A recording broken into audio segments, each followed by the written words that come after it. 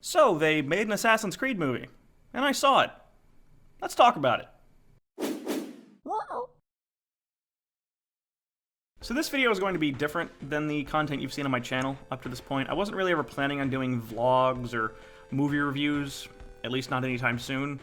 But in this case, it's a video game movie, and I like video games, and I like movies, so it just kind of seemed like the perfect time to sit here and just kind of talk about Assassin's Creed off the cuff. And that's what I'm going to do. This is going to be unscripted. I'm just going to talk at the camera for a while, and we'll see what comes out of my mouth. And hopefully it's not too incoherent.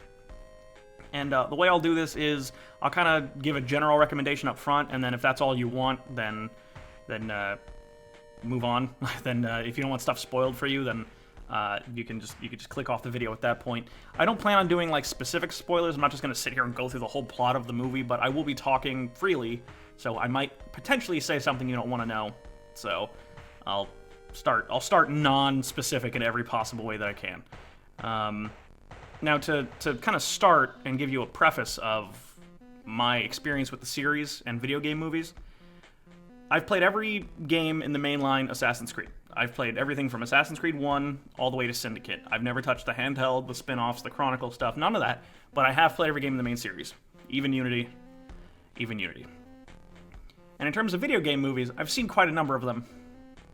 And I do enjoy a few game movies.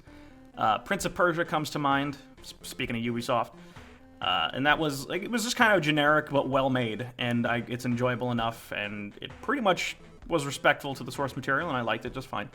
I like the Hitman movie, the one with Timothy Olyphant, which isn't nearly as respectful to the source material, but it's just enjoyable. I like watching it. It's a mess, it has plot holes and conveniences you could drive a truck through, but I could pop it in and watch it pretty much any time and enjoy myself.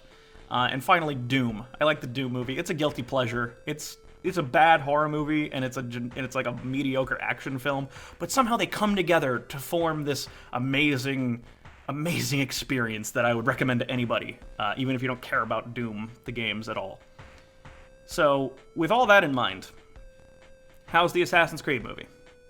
It's alright. I didn't hate it. I did not dislike it really at all. Well, there are some things that I really didn't like, but it wasn't from a lore perspective. It wasn't like, you got that wrong, you heathens, have you ever even played the games? Clearly there was actually quite a bit of love and respect and attention to detail that went into the production here. The budget on this, I think I read it was like $200 million, which for a video game movie is ridiculous. So clearly a lot of money was thrown at this project. And it does show, like, not only, like, there's a great cast, Michael Fassbender, Jeremy Irons, Leonardo DiCaprio's wife from Inception, whose name I will never know. I never bothered to learn how to pronounce it, so it goes right over my head. The acting is all good, like, they're all doing, they're not just snoring through the roles, they are actually putting effort in. Some of the settings and the fight scenes and the costume design, it's all really well done. Not all, but most of it is really well done. So, if you're a fan of the games, I don't think you'll walk out of this movie thinking that, oh, what garbage this is. How dare they betrayal? Like, I don't think you'll do that. But at the same time, you're also going to wish they had done better, because there are clear instances where they make mistakes in terms of like editing and how the action is displayed. That is just frustrating to watch. But overall, in terms of the video game movies, it's up there. It's one of the better ones. And I don't think it deserves the 20% it has on Rotten Tomatoes, although I kind of expect all video game movies to score low, because critics don't know what the hell video games even are. They still think Pong is the rage, you know? So they're probably going to be lost. The movie tries to explain the various things, the Assassins, the Templars, what they're doing, why they're all fighting.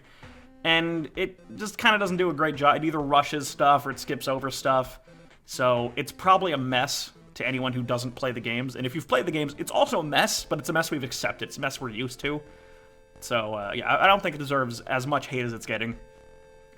But, again, if you're a fan of the games, then I would recommend seeing it at least at, like, a matinee price. Like, go to a morning show and get cheaper tickets, which is what we did when we saw it.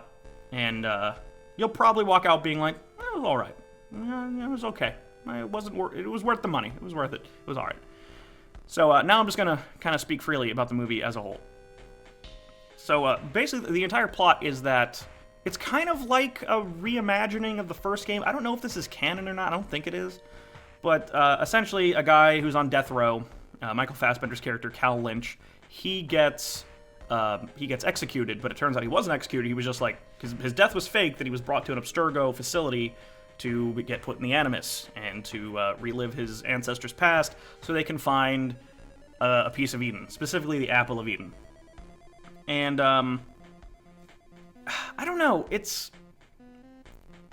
follows the plot of the first game, like, kind of to a T, where he's like, I don't give a shit about all this assassin nonsense, this is stupid, and then, like, he kind of comes to accept it as time goes on, but he's a lot more brooding and selfish than Desmond ever was.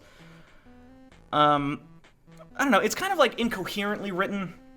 Like, there are characters that kind of show up and then have, like, they're not important. Like, there's specifically, like, this other group. So when he gets brought to this facility, it's full of hundreds of assassins. Like, they've been capturing assassins. I whistled. They've been capturing assassins.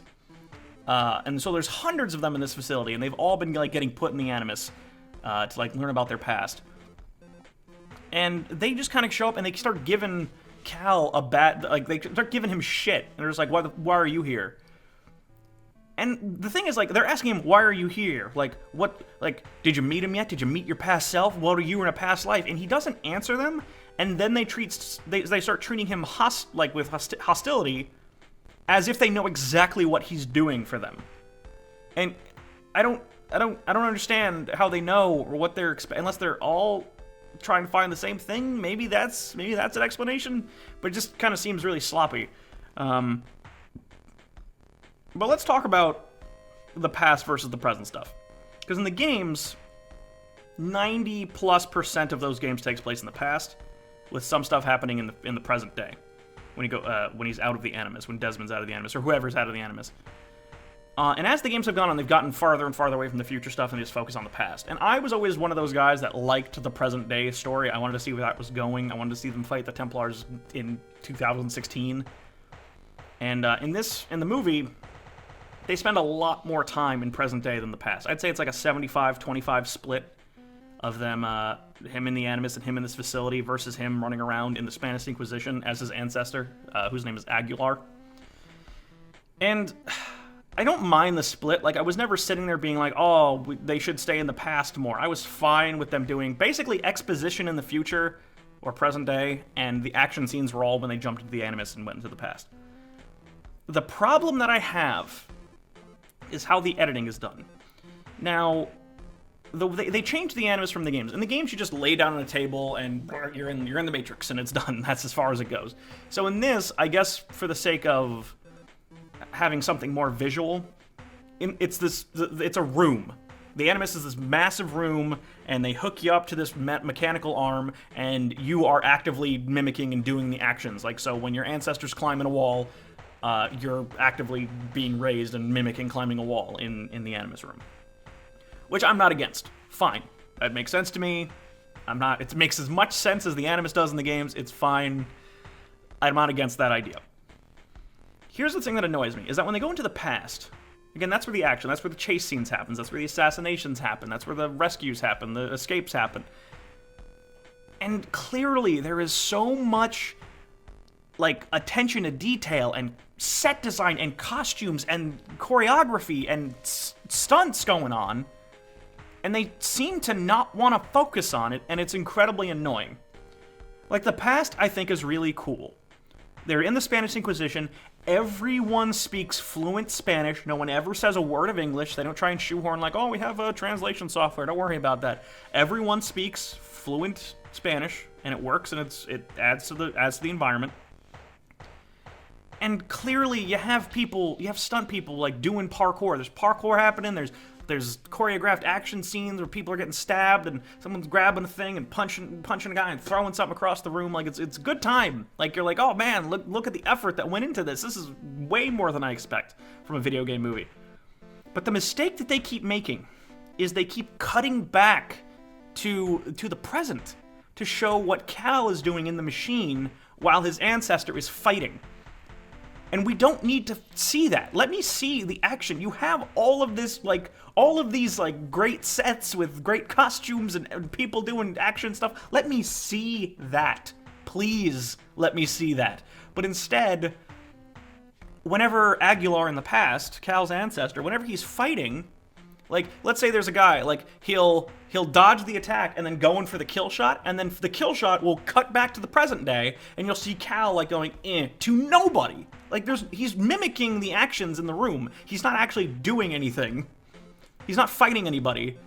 So we're missing half of the action because they keep insisting that we need to know what Cal's up to when we don't. Like, do it. I can understand doing it once or twice in the first action scene when you go in the past, or maybe do it once every scene they go into the past to establish that, oh, this is how the Animus works. I understand that, but they do it constantly. Like when Aguilar, when he like jumps off a roof and like lands and does a roll, the roll is present day, and then they cut back to the past, and then he runs and he dodges something and he like goes to throw something at a guy, cuts to Cal, throwing the thing at nobody.